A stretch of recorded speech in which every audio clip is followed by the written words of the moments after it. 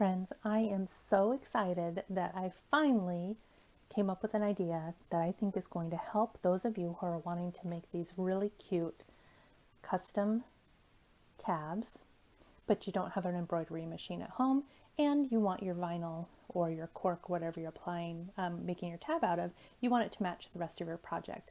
And so here's my idea. These are embroidered applique patches that you can get from Joann, Amazon, any kind of sewing notions area. They are embroidered. And this pack was a pack of 30. It cost under $10 using a 50% off coupon, and that included tax. This is from Hildie Jo, but there are a bunch of different manufacturers on Amazon and, like I said, at all the craft stores.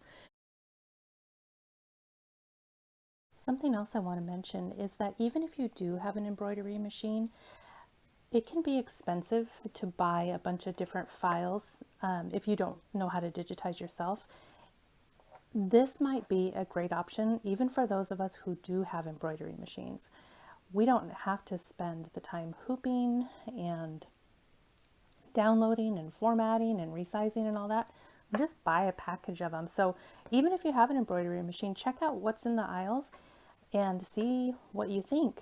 If you have an embroidery machine and you're looking to do some things on Etsy, maybe this is something you could do instead of just doing the pre-made snap tabs. Make a bunch of these cute little appliques. Now, what I found was, although these particular ones are iron-on, they don't adhere to marine vinyl at least very well. So you are going to need to come back in here and stitch these in place. I found out the hard way on this one. So if you want to skip the stitching, that's fine, but I would recommend that you give it a test run for a while first. Maybe even put it in the freezer and take it out and see if it will peel back off. I think it's worth it just to come in and do a couple quick tack down stitches. So let's talk about how you're going to kind of make these work. So I'm going to slide these aside. And you're going to need a piece of paper for tracing your pattern. And you're going to need, let's see, I shouldn't have pushed that over to the side. Okay, so this is a piece of candy, and this is kind of a tracing of it. And so the first thing I did is that I came in here, and I recommend that you do this by putting your pretty side down so that if your pencil slips, it doesn't mark the applique. Move this out of the way. Okay, it doesn't have to be perfect. You could absolutely do this in a much more complicated manner for more precision, but I really don't think it's necessary with these.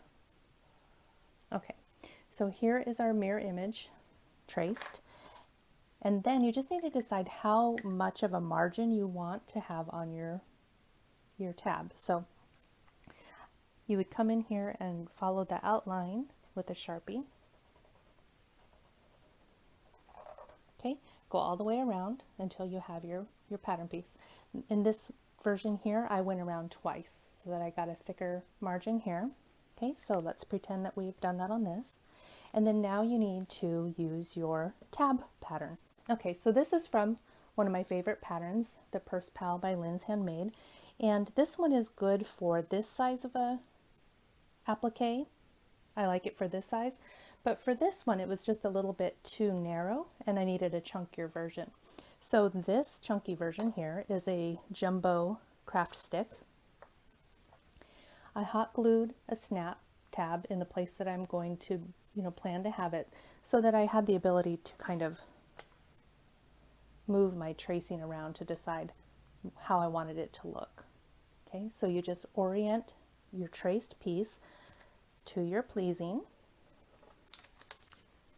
So like this one. Let's say we like it like this. Tape it in place. Okay, so now we have our template here. And we are going to go ahead and trace around. Of course, you would not use a Sharpie. I just want this to show up on camera. And you probably won't have a tripod in the way, and so you may be able to do this a little bit better than I am. Most of my tutorials are not to show perfection, they're to give you an idea and then have you run with it and do a much better job than I ever could. I'm pretty good at ideas, my execution is sometimes lacking.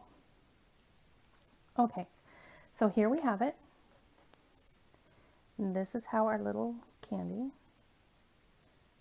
is going to fit on there. Okay, so now that you have this done to this point, I want you to come in and then apply the stitches all the way around the perimeter of this embroidered patch before you do anything else. Put a little piece of double-sided tape over here or a spot of glue to anchor it in place so it doesn't shift while you sew. After you've sewn this on, then we're going to fold this in half. Make sure that your end doesn't break off like this. Make sure that the design is completely covered, that you have adequate material. Then I want you to come in and with your sewing machine stitch all along here around the perimeter. Okay, and then once you've done that, then go ahead and cut it out. And then that will prevent it from shifting. Alternatively, you can do the back with HTV, but you'll want to apply the HTV after you do this stitching here, and then you can completely skip this perimeter stitching. You don't need to do it at all.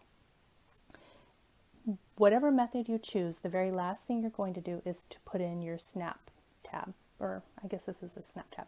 You're going to put in your snap, whether it's metal or one of these plastic cam snaps, whichever you prefer. And that's it. That's how easy it is. I think you're going to just do amazing things with this. Be sure to check out all the different options. There are some snap tabs. There are some of these embroidered patches that are just sold like as a single standalone item, and they're really cute, kind of a little bit more fancy.